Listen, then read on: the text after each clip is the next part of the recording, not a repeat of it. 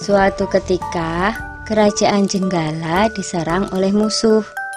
Ketika perang semakin sengit, permaisuri raja yang bernama Putri Dewi Sekartaji melarikan diri dan bersembunyi ke sebuah desa yang jauh dari Jenggala.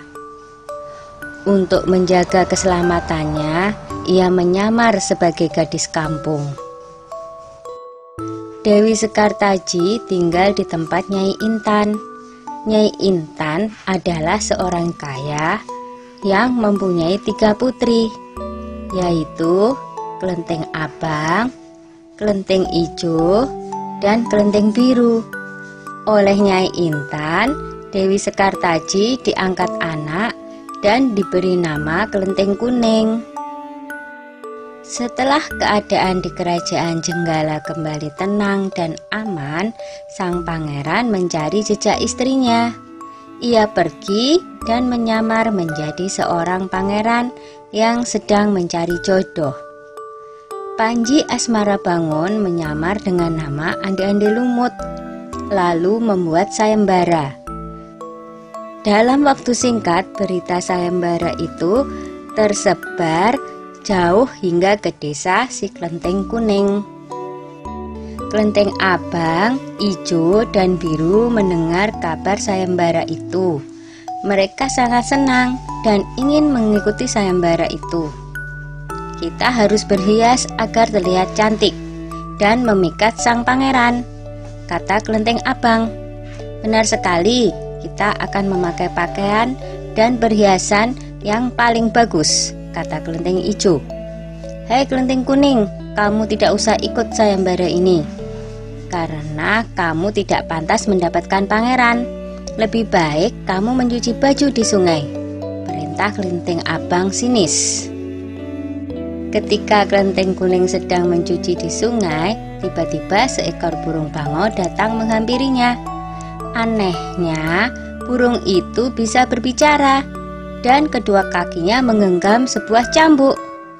Wahai Tuan Putri, pergilah ke desa Dadapan mengikuti sayembara itu. Di sana Tuan Putri akan bertemu dengan Panji Asmarabangun.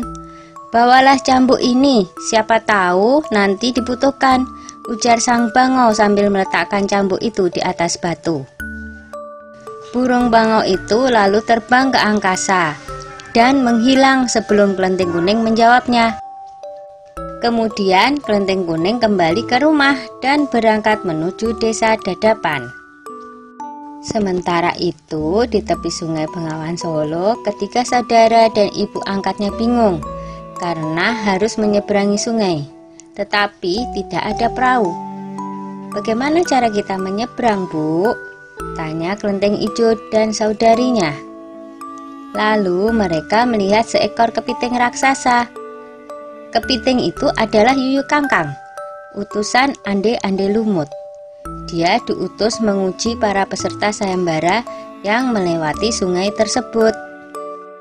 Hai kepiting raksasa, maukah kau membantu kami menyeberang sungai? Pinta Kelenteng Abang. Yuyu Kangkang tertawa lebar.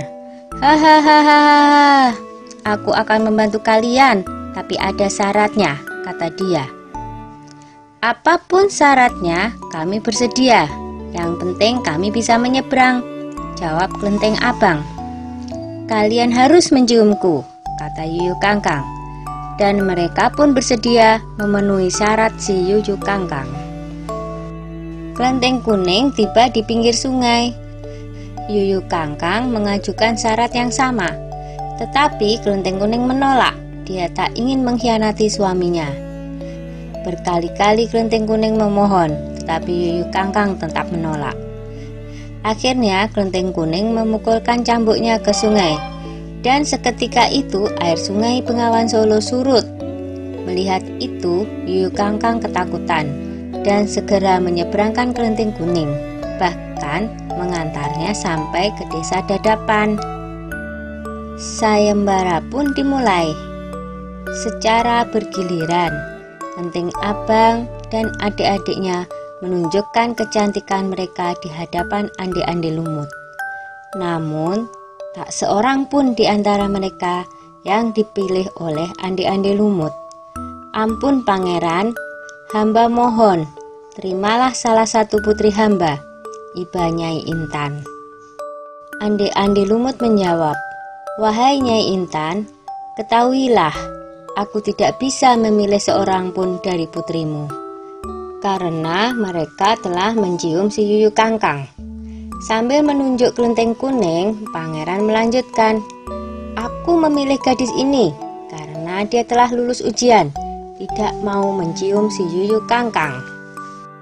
Nyai Intan dan ketiga putrinya baru sadar bahwa mereka ditolak oleh Ande-Ande Lumut karena tidak lulus ujian. Kemudian Ande-Ande Lumut membongkar penyamarannya dan mengatakan bahwa dia adalah Panji Asmara Bangun. Kelenteng kuning sangat bahagia karena bertemu lagi dengan suaminya. Sudah ya cerita Ande-Ande Lumutnya. Jumpa lagi.